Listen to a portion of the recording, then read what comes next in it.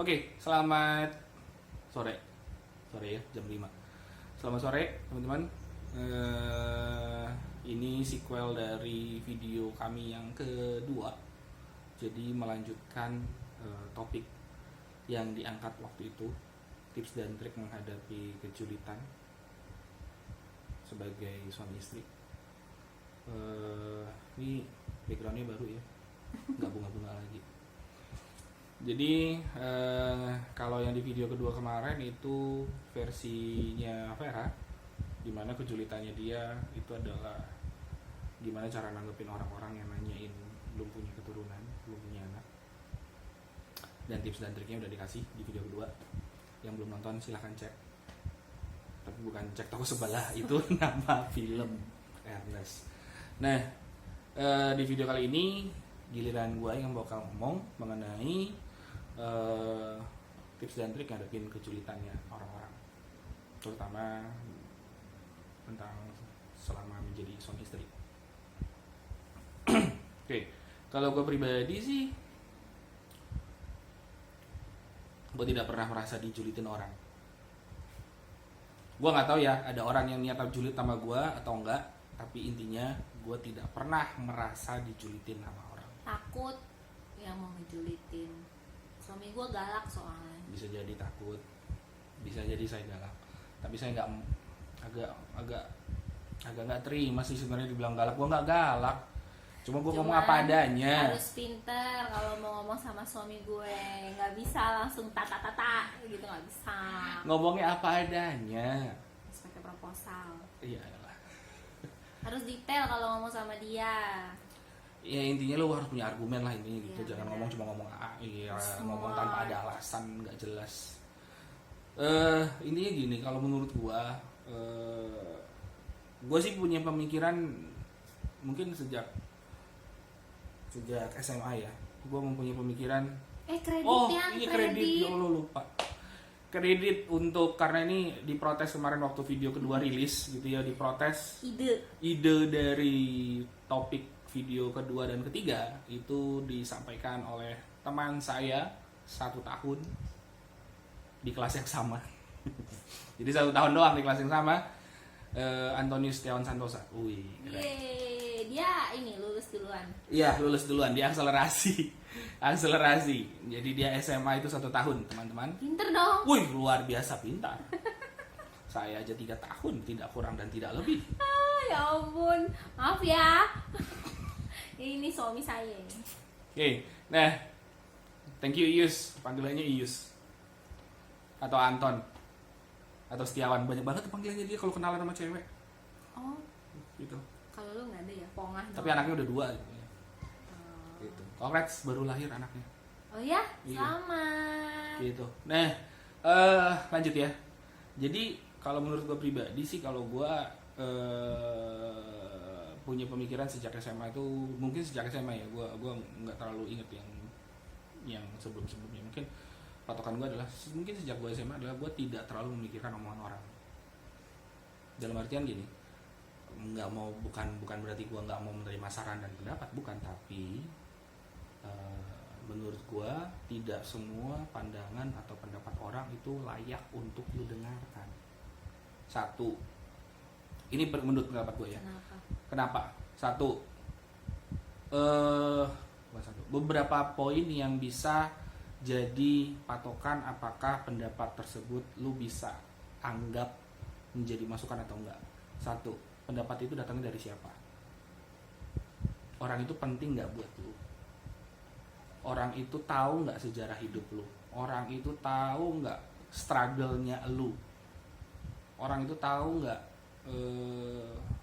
apa aja yang udah lu perjuangkan? Kalau dia nggak tahu terus dia tiba-tiba di komen, ya udah, ngapain lu urusin? Orang dia juga tidak berfaedah buat lu, gitu. Jadi kayak misalnya let's say gitu ya, teman SD gitu, udah lama nggak ketemu. SD kan berarti udah berapa puluh tahun gitu ya, udah berapa puluh tahun nggak ketemu sama lu, terus tiba-tiba Sep, lu tiba-tiba kok iteman ya, berjemur di mana lu? Jangan ngefek ngomong gitu ke suami. Emang kalau misalnya gua tambah putih, emang lu beliin sunblock buat gua? Emang lu beli pemutih buat gua? Enggak kan? ya udah nggak usah komentar yang kayak gitu juga. Jadi dan gue nggak gini, gue tipe orang yang kendalikan apa yang bisa lo kendalikan. Atau kayak kata saya yang treat people like you want to be treated. Nah, Ya itu benar. itu satu, itu golden rule banget itu ya, treat others like you want to be treated, itu yang penting. Tapi ini yang menurut gue yang penting adalah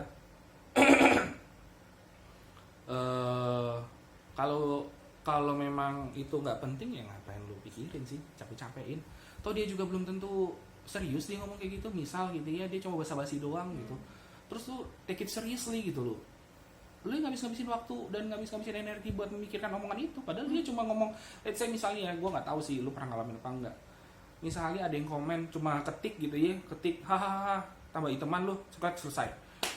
Tahu nggak yang dilakuin ketika dia ngetik itu di komen Instagram, hahaha lu iteman titik, dia naruh HP.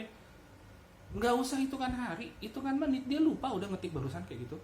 BTW yang ngomongin beginian, gue tuh kan jadi guys, suami gue tuh selalu bilang sama gue, treat people like you want to be treated. Itu jadi gue tuh sekarang selalu berhati-hati kayak contohnya nih, terkait bullying ya, terkait itu ya. Kalau ketemu sama teman-teman yang habis melahirkan atau yang udah lama gak ketemu, oh iya penting tuh, sebisa mungkin nggak keluar dari mulut gua, lu gendutan, lu nggak, gua tahu rasanya di posisinya orang tersebut. Omongan terkait fisik lah, jangan disinggung. Iya, itu gua ngerti banget Kak, dan gua selalu bilang kalau misalnya dia ngomong kayak gitu tuh, misalnya lu habis melahirkan gendutan, terus maksud lo gitu kan ya,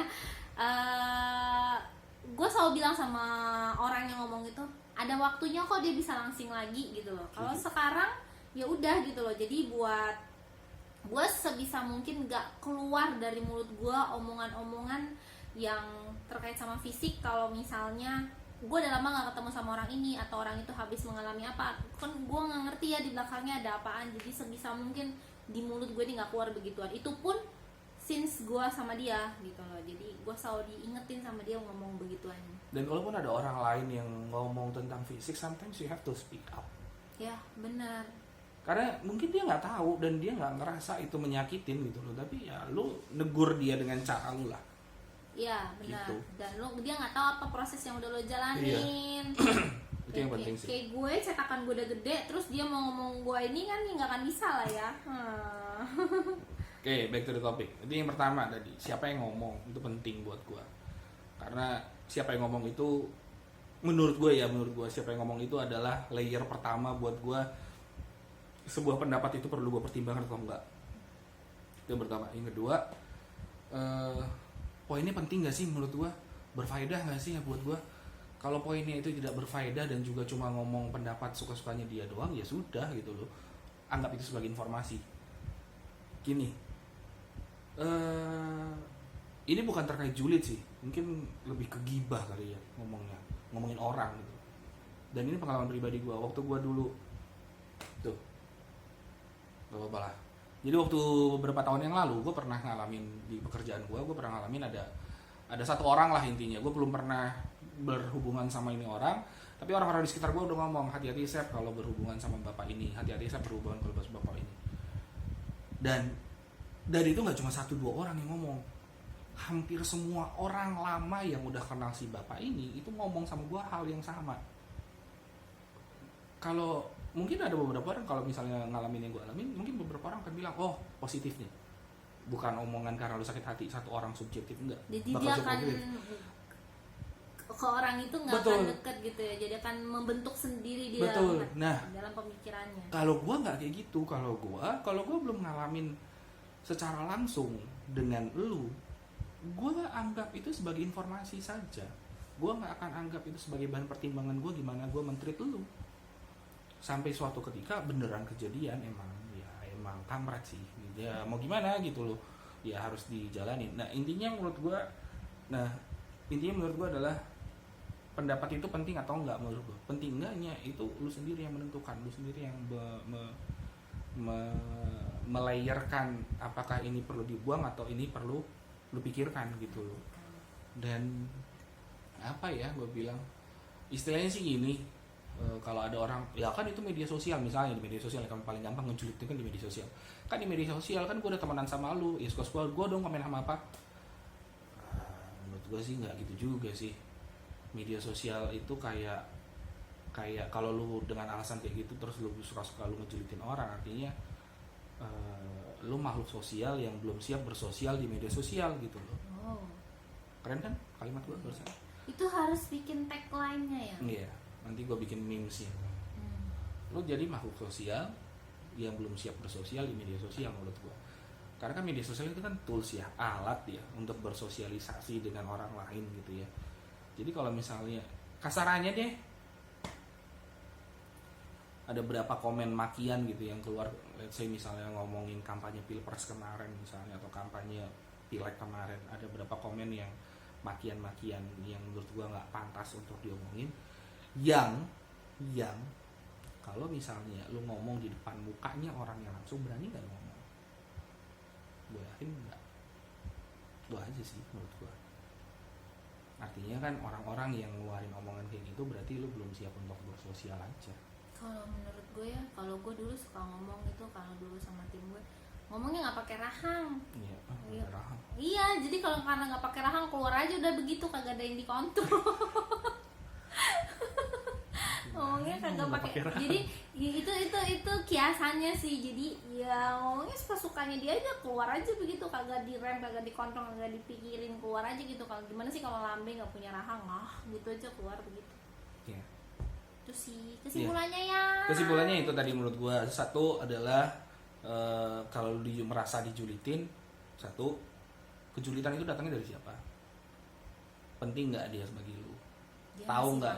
Iya, dia berkontribusi buat hidup lu nggak? Itu aja deh. Bener banget. Yang pertama, yang kedua, poinnya penting nggak buat lu? Lu sendiri yang bisa menentukan mana yang menurut lu penting dan menurut lu yang enggak, bukan orang lain. Dan gue sih tipe orang yang gue hidup bukan untuk menyenangkan semua orang, nggak mungkin. Kita nggak bisa kontrol pikiran orang, gengs. Iya, intinya Kita gitu nggak sih. bisa kontrol. Dia mau julid sama kita, kalau lu merasa tidak dijulitin kayak yang gue lakukan selama ini, ya gue tidak merasa dijulitin. Udah, itu aja. Itu 2 poin. Tuh. Kayaknya videonya udah cukup panjang nih. Iya, 12 menit ya. Nggak ada yang mau nonton nggak nih? Semoga masih ada yang mau nonton ya, betah sampai dari menit pertama, detik pertama sampai menit sekarang.